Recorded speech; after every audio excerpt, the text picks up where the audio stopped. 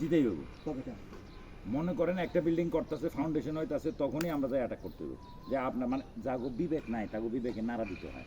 তা আমরা আগে থেকে যাই কইতে হবে যে ভাই আপনি কি মেম্বার সাহেবের টাকাটা দিচ্ছেন, কিসের টাকা, এই যে বিল্ডিং যে করতেছেন ট্যাক্সটাকে দিব। এইটাই শহরে শহরে যা বিল্ডিং হয় তাহলে হোল্ডিং সেক্ট দেওয়া লাগে না? তা আমগো এলাকায় যে বিল্ডিং হইব ট্যাক্সটা কই? মানুষের বিবেক বলে আর কোনো জিনিস না। ও আর একটা জিনিস খেয়াল করছো, ইদানিং না লোকজন কিন্তু আমার সালাম দিচ্ছে না, কি করা যায়? আমার মনে হয় কি জানেন, প্রসারই তো প্রসার।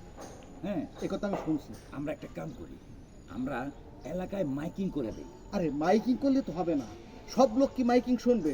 অনেকে যে কানে হেডফোন লাগায় গান শোনে, সে তো মাইকিং শুনবে না, অন্য কোনো প্ল্যান করে। তাহলে পোস্টার করে দিই। আমার দেশের সব লোক কি শিক্ষিত নাকি? অশিক্ষিত লোক সে তো বুঝবে না কিসের পোস্টার। তাহলে একটা কাম করি, বিজ্ঞাপন বিজ্ঞাপন বানায়া ফেসবুকে পোস্টিং করে দেই।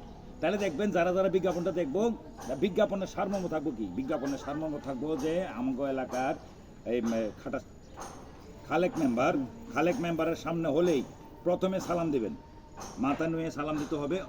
সালাম যদি না দেন তাহলে দণ্ডনীয় অপরাধ। অবশ্যই, এবং এইটা মানে একটা রাষ্ট্রবিরোধী কাজ। অবশ্যই। এটা ঠিক আছে? এই এদিকে আসো, সালাম দাও না। এই তুমি ওর কলার এই যা দাঁড়াও, সালাম দিচ্ছি না। আচ্ছা, আপনাদের কত বুঝান লাগবে, আমরা কত বুঝান লাগবে? একটা মানে একটা সিনিয়র পারসন, একটা এমপি সাহেবের সামনে আপনারা দাঁড়াইছেন, আপনারা সালাম দেবেন না? আপনারা তো কথাই বলতেছেন, তো কথা বলে সালামটা কিভাবে দিব? আর এটা এমপি সাহেবের সামনে দাঁড়ায় আসসালামু আলাইকুম। ওয়ালাইকুম আসসালাম। এমপি সাহেব বুঝেন তো? বুঝতে পারিনি। এমপি মানে ঠিক হ্যাঁ। আছে। বিষয়টা হচ্ছে কি আফজল মিয়া, আমি কি জনগণের ভোটে পাশ করতে না? জনগণ তো আমার ভোট দিচ্ছে, তোমরাই তো ভোট দিয়ে পাশ করো। হ্যাঁ, এই এলাকার ভালো মন্দ সব টাকার দায়িত্ব কার? আপনার তা আমার যদি হয়, এই যে তোমার বোন তার স্বামীর বাড়িতে রাগ করে চলে আসছে, এটা ফয়সালা করার দায়িত্ব কার? আপনার তা আমার যদি হয় তাহলে আমার কাছে আসবা না, আমি আসলে তো একটা ফয়সালা করে দিতে পারি। আপনার কাছে আসলেই তো সমস্যা। কি সমস্যা খুলে কইতে হইব তো, সমস্যার সমাধান করার লাইগাই তো আমগো খালেক মেম্বার উপস্থিত আছে, ভবিষ্যৎ এমপি। ভবিষ্যৎ এমপি বুঝছি, কিন্তু ওনার কাছে আসলেই তো আমার পকেট খালি হয়ে যায়। আর রে বাবা, খালি আমার কাছে কেন? এই যে তোমরা যখন ডাক্তারের কাছে যাও, ফি দাও না? আচ্ছা, তোমাকে যারা উপকার করে, মনে করো যে নৌকা পার করে, ওই খেয়া মাঝিরা পয়সা দাও না? এই যে রিক্সাওয়ালা তোমাকে নিয়ে এক জায়গায় পৌঁছায় দেয়, পয়সা দাও না? সরকার এই যে যা কেনাকাটা করো, ভ্যাট ট্যাক্স দাও না? তা আমি তোমাদের উপকার করতেছি তাদের মতোই তো, তা আমারে পয়সা দিয়ে তোমাদের সমস্যাটা কি? সমস্যাটা কি এটাই বুঝলাম না। ইনকাম করলে ইনকাম ট্যাক্স যদি দেওয়া লাগে, তাহলে একটা মানুষের সংসারে বা পারিবারিক সমস্যার সমাধান করে দিব। এই মানুষটার একটা ট্যাক্স, ন্যূনতম একটা ট্যাক্স দিলে আপনার ট্যাক্স সম্মানী। সম্মানী সম্মানী। তো ওনার সম্মানী কি চাইনি দিব না, ওনাকে আমরাই দিব? দেন না তো। দেব, উনি তো সে যোগ্যই হয় না। আচ্ছা ঠিক আছে, আমি খুব অল্প টাকায় এই বিচারটা করে দিবেন, অল্প কিছু টাকায় করে দিবেন। আপনারা আমার কাছে মেম্বারশিপ কোনো টাকা পয়সা নাই, আর এই বিচার নিলে মনে করেন যে আমি পারবো না, আমি টাকা দিতে পারবো না। আচ্ছা, হ্যাঁ, আপনারা যদি ক্যাশ টাকা দিতে না পারেন, সে কেউ কিন্তু কাজ কাম করি আমরা।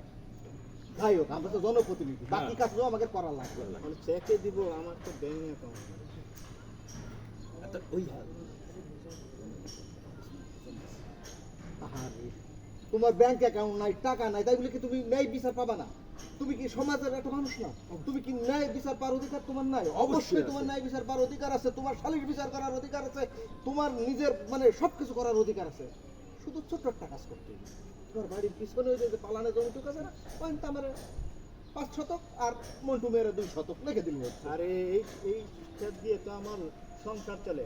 আমি যদি আপনার 500 জায়গা লিখে দিই, তাহলে কিভাবে আমি চলবো? আমার সংসার চালাইতে হইব না? বোঝে না বাঙালি, সহজ কথাটা বোঝে না।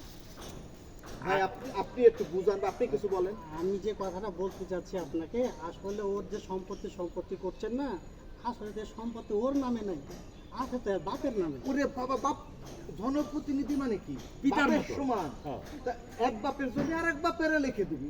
সমস্যা কোথায়? আরে ভাই, আপনি তো বুঝতে পারতেছেন না মেম্বার সাহেব, আমি কিভাবে নিব?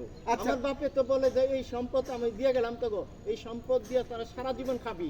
এখনো আমি তো সারা জীবন খাবো, আমার তো লেখা দিই না।